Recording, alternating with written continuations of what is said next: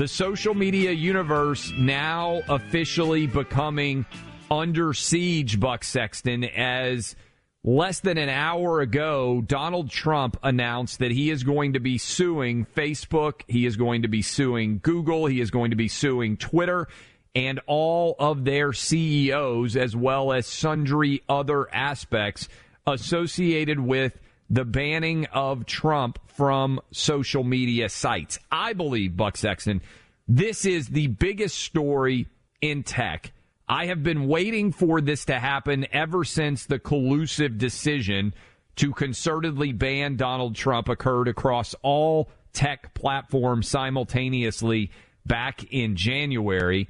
And I didn't know whether Trump himself was ever going to file a lawsuit over this, but I believe that this case, or a version of this case, will eventually be decided by the Supreme Court, and I believe it will be the most far-reaching and important decision as it pertains to big tech censorship and the power of big tech companies to decide who is on their platforms and who is not in this entire era of big tech dominance. I think this is a significant step by Trump. Now, it will take years, I believe, potentially, for there to be a full resolution of this story. But I believe that our democracy, everybody wants to talk about the insurrection. I believe the far bigger threat to our democracy than anything that went on January 6th is the response to January 6th, in particular in big tech, and that this is going to be a seminal moment when people look back. And some people may think I'm crazy on this, but I believe when people look back that the biggest impact of the Trump presidency could end up being challenge to big tech over his banning. Do you think I'm crazy for this idea, Buck Sexton? Well, no, because the most powerful media organizations in the world, without question, are the Silicon Valley giants, the oligarchs of the Bay Area, yes. Google, Facebook, Twitter, Amazon in a different way. They don't even, nothing else even comes close. We used to in the 90s, the 2000s, conservatives talked about the mainstream media. And I agree with those who say, no, let's call it the corporate Democrat media. Why give them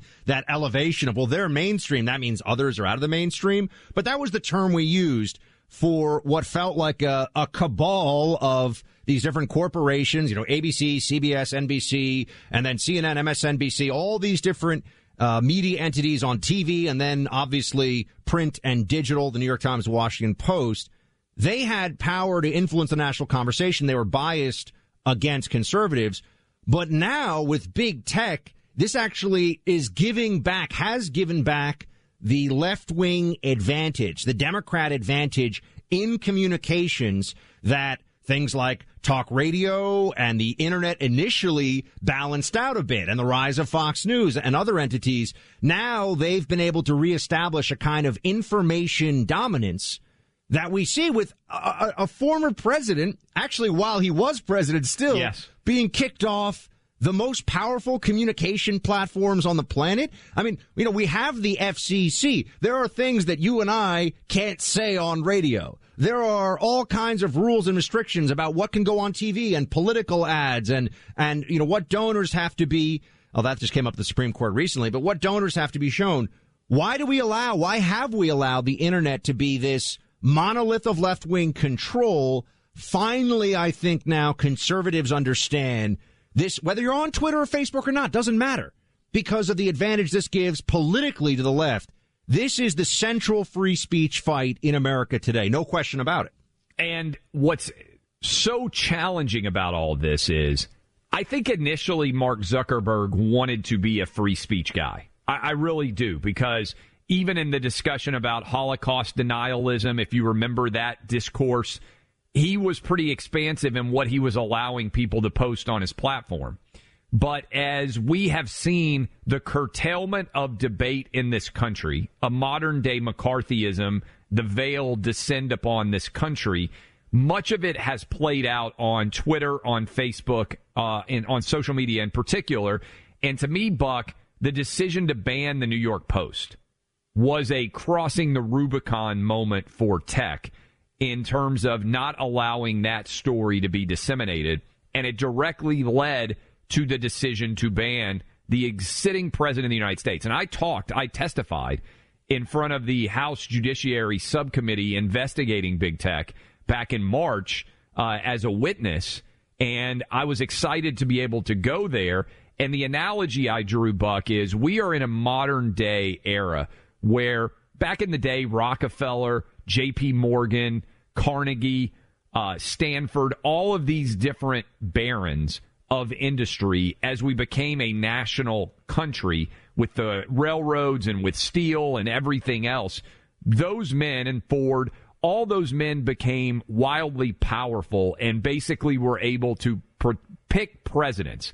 And then we needed a robust antitrust law to start to break up the power of those individuals. That's where we are right now, Buck. And what I would say, and I understand there's people out there listening to us right now say, well, just get off Twitter. Just get off Facebook. Just get off social media, because there is a conservative argument, or go found your own version, which is another discussion I think we need to get into.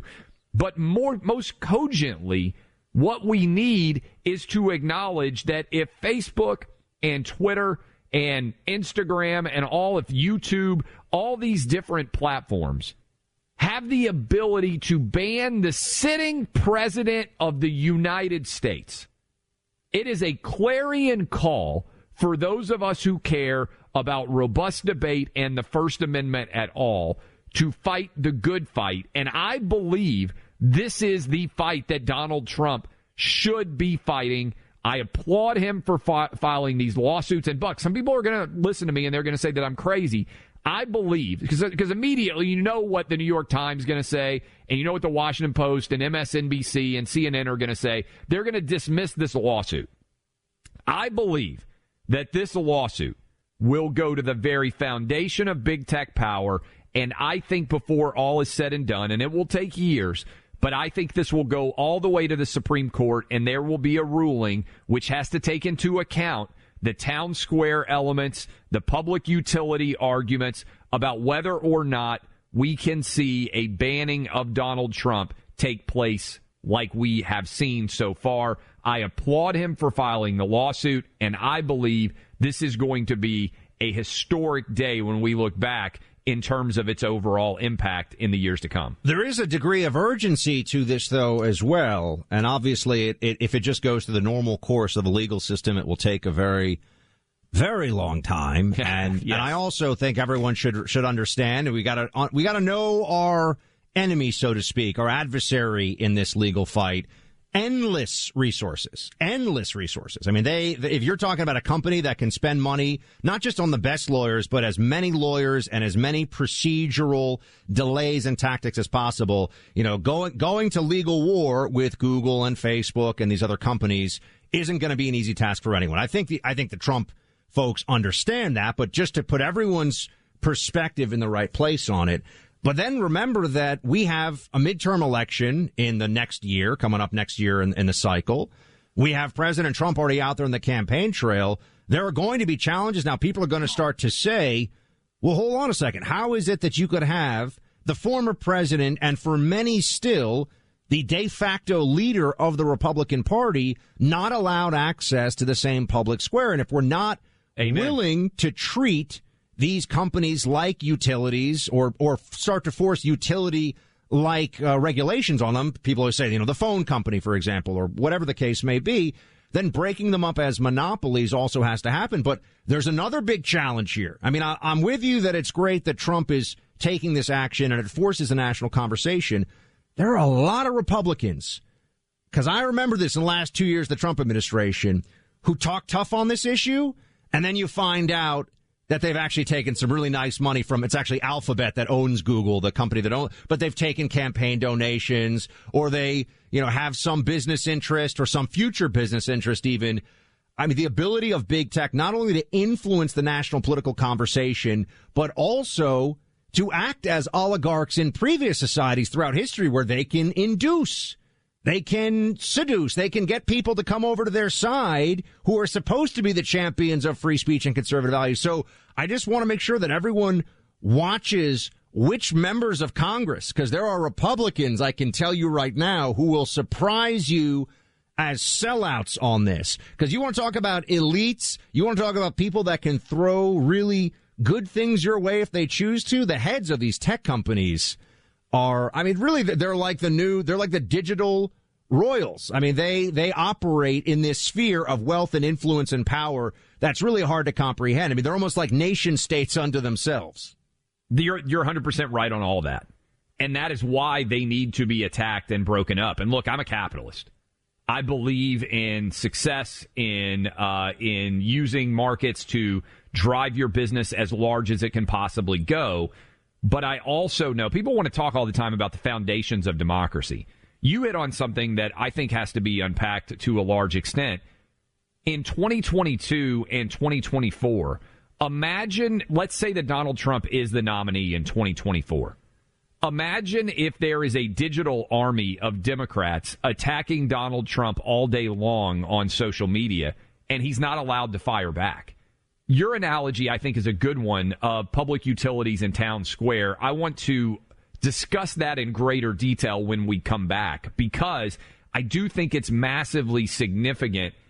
We don't really understand the technology that we have wrought. It's Frankenstein-like in the way that social media has grown and big tech has grown. And I think we're just starting to realize how many of these issues have metastasized into something massive. And I think we need to discuss this in greater detail when we come back. We'll also, by the way, open up the phone lines if you guys have questions about this. 800-282-2882. Donald Trump going to war with big tech. Today, in conjunction with the America First Policy Institute, I'm filing as the lead class representative a major class action lawsuit against the big tech giants, including Facebook, Google, and Twitter, as well as their CEOs, Mark Zuckerberg, Sundar Pichai, and Jack Dorsey. Three real nice guys. Welcome back to the Clay Travis and Buck Sexton Show. There you had the president announcing, and this is Buck, by the way, you had the president announcing this lawsuit that Clay and I are talking about. And, Clay, I just want to point out to everybody that it's not even just the banning that we need to be very aware of. I mean, that's obviously a clear manifestation of the political bias that we're all talking about. But it's also the use of back-end algorithms to elevate and suppress, shadow banning, the way that for all of COVID, and I want to remind everybody, during the COVID pandemic, they suppressed. That was the first time that social media was openly suppressing. They had been suppressing conservatives for years, and they kept saying disingenuously, oh, it was an accident, right? I mean, you've probably seen this when they had, yes. We didn't mean to ban that. It just so happened to be conservatives every time. They did this openly under the health emergency rubric with COVID, including on things like the lab leak theory, where they were just flatly wrong. So they suppressed on the basis of public health things that turned out to be true and elevated things that turned out to be likely untrue. And now you just had, I mean, there was barely a whisper about this, Clay. Facebook is doing this anti-extremism warning testing. Have you seen, this is in recent days, where they'll tell you, we think you or someone you know may have been exposed to extremist thought. And I'm like, well, at what point is extremist thought anti-CRT? At what point is extremist thought teaching about Marxism and totalitarianism and the hundreds of millions murdered and enslaved in living memory by those ideologies? That's what I want to know when we're talking about big tech. Yeah, and to your point, Buck, the algorithms drive discussion in a fundamentally artificial way because the algorithms have been designed to favor left-wing causes. And then the media, which already overwhelmingly trends left-wing, looks at what stories are populated on social media as a reflection of what people in the real world are talking about. And let me try to make an analogy here that I think is significant that people need to understand. And this is me thinking about it from a legal perspective, because I think this class action lawsuit that Donald Trump has filed will eventually end up at the Supreme Court. I really do, over trying to figure out how to draw the line as it pertains to censorship, big tech banning, and all of those things. There isn't a great example historically of the power that big tech has. But there is an analogy based on, if people remember, back in the day, it's not as common now, there used to be company-owned towns. So if you had a big factory, the company might well, on property that it owned, build housing that people could live on inside of that universe. You did not lose your right to free speech because you happen to live in a company-owned town. It was a necessity of life in order to work at these factories that you might not be able to afford, Buck Sexton, any other place where you could live. And so the Supreme Court, in a series of cases, had to analyze First Amendment there. And we can continue to talk about that when we come back. Yeah, let's come back into more. There's so much here. Welcome back. I'm Clay Travis. You are listening to the Clay Travis and Buck Sexton Show, and we are rolling through massive news that I would say could linger and continue to resonate for years to come. Donald Trump, in what I think is the most important battle of all the battles that he could possibly fight, has filed a lawsuit against Facebook, Twitter, Google for the bannings that have occurred on social networking sites, Twitter, Facebook, and YouTube, suing also all of the individual CEOs. Buck Sexton, this could also be big because getting those tech CEOs under oath and making them discuss all of the decision-making surrounding the decision to ban Donald Trump could also further illuminate anti-conservative bias inside of these companies. I love everything about this lawsuit. I just want to say we have to remember that Trump, with Twitter, took a favorite tool of the left and the Democrats and used it back against them in a way that they weren't expecting. One of the great things of the Trump era, honestly, some of the most genius aspects of his political maneuvering had to do with a kind of jujitsu. He would take what they were doing and throw it back at them. A perfect example of this is a lot of folks forget now because he so successfully did it with fake news. Fake news initially was something that the corporate Democrat media was calling out because of the Russian bots on Facebook, yes, and that the Trump voters were believing the fake news. And then Trump said, you know what? You, the corporate media, are the fake news. And they went, apoplectic. They freaked out about that. That, of course, upset them to no end because they're both hypersensitive and very ego-driven. That's always true of the corporate journos. But on Twitter, all of a sudden, the president created a workaround to his, roughly 80, I don't know the final number, but it was something like 80 million followers, and no longer had to go through the filter of some, bull crap, corporate media interview, some sit down with one of the broadcast stations, where they cut the interview, they edit it maybe, they presented it a certain way, they asked the questions.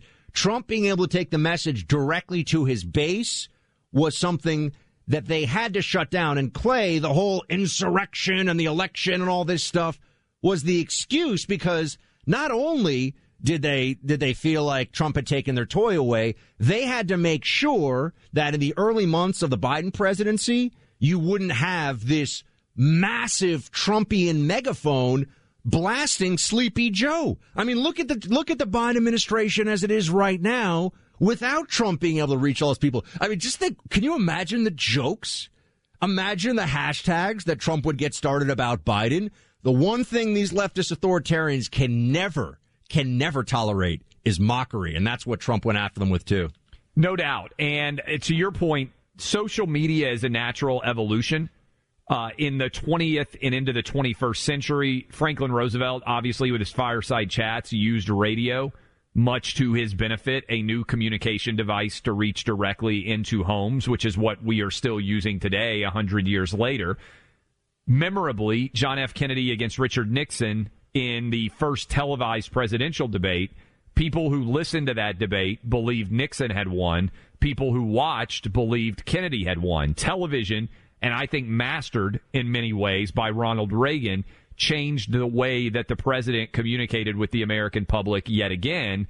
And now social media, and I think Trump's mastery in many ways, intuitively in his nature, to use social media to reach his audience was an incredible value proposition that he brought to bear in the world of politics. And as you said, Buck, cut out the middleman and went directly to his audience as opposed to relying on other forms of corporate media to disseminate his message, which may have been done so in an inaccurate fashion. Now, the challenge, obviously, with Trump and social media in general is there's a lot of people out there listening to us right now that wanted the good Trump on social media without the bad Trump on social media. And I do think his usage of social media was not as adroit and tactical as it could have been. But what do you expect from a 75-year-old guy? I think there are younger versions of political impressionists who are going to do a better job of that. Do you remember whenever Trump, I'm sure you got the Trump retweet sometimes, and I remember when that happened to me. The way I would know is because all of a sudden, all of my inboxes would be filled with like C-list actors cursing at me, and all of a sudden, out of the woodwork, the lunatic leftists, they'll descend on you like a plague of locusts. They'll come after you because a Trump retweet means they're all good. Because every journal, you could not have been up on the news cycle during the Trump presidency. You couldn't have been following it closely enough if you worked in politics without following that Twitter account. That was the kind of power that he had there. He made Twitter more relevant as a company than it would otherwise have been, which I think is also interesting when you look at all this. But here, let's there's a little more from his announcement today, the former president talking about it. Play it. We're asking the U.S. District Court for the Southern District of Florida to order an immediate halt to social media companies' illegal, shameful censorship of the American people, and that's exactly what they are doing. We're demanding an end to the shadow banning, a stop to the silencing, and a stop to the blacklisting, banishing, and canceling that you know so well. Our case will prove this censorship is unlawful, it's unconstitutional, and it's completely un-American. We all know that. We all know that very, very well. Clay, let's assume for a second that it would be possible to get a judge to give injunctive relief. And one of the big problems under the Trump years was that all it took was one lunatic activist judge to do a universal injunction and to effectively block and nullify temporarily a Trump administration initiative. That was happening over and over again. The Ninth Circus would do the crazy stuff that they do. Even lower courts would do that. Clay, if we got injunctive relief here, if Trump's lawsuit, which is clearly asking, he's laying out some of the things they're asking for, what would that even look like? I mean, I think this is one of the problems we have, right? Because you're trying to enforce a speech standard of neutrality. How does that really look? How does that really go? It's a fascinating question. And that's why I think this ultimately, Buck, goes all the way to the Supreme Court. Because I think the Supreme Court in a social media and digital era, and you're already seeing people on the court. Clarence Thomas has done it for sure. And Silberman, I believe it was, in the D.C. District Court, wrote an incredibly interesting piece basically saying, hey, we need to overturn New York Times v. Sullivan. And basically, our First Amendment jurisprudence doesn't fit the current tech industry in which we are in. I do think it's significant to your point, Buck. He's filing this lawsuit in a federal district court in South Florida. I don't know which judge will end up with it, but think, where was Trump's strongest market in terms of his growth in the 2020 elections? South Florida.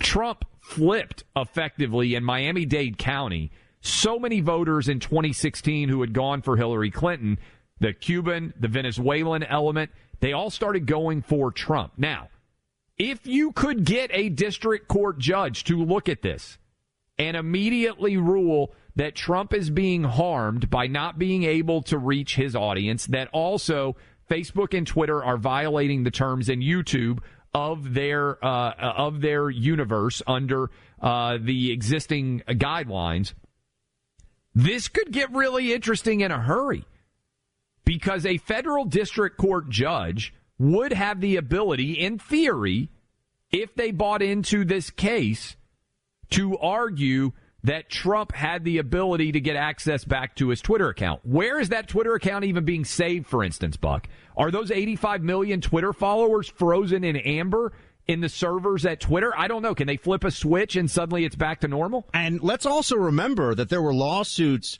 brought against Trump for blocking people. Oh, yes. That's what I'm saying. And there were judges who said, you are not allowed. This is a private platform, but he's a public figure on this private platform, and you are not allowed to be blocked. So they've already set a precedent here for a judge weighing in and telling Twitter, telling an individual using Twitter what you can and can't do. So all it takes is one judge here, and it would be a fascinating situation. I just have concerns about, look, reinstatement would be the injunctive relief they want. I get that. But what does it mean? How do we actually have this going forward other than a handshake agreement where you won't show bias? What's the legal, you start to get into what would effectively be anti-discrimination language for political belief, right? We use this in other places, public accommodations and so on and so forth. What about for political beliefs? That's something that some states have already started to consider. Well, and remember, Florida has has passed a law. Ron DeSantis did. They did, yeah. Banning the behavior that has occurred here with Trump. So this is, there are going to be a lot of people in the mainstream corporate left media who are going to say, oh, this lawsuit is dead on arrival. I'm telling you the opposite. I'm telling you that a lawsuit like this and some version of it is going to go all the way to the Supreme Court and body blow, I believe, in a big way, all of the power at big tech.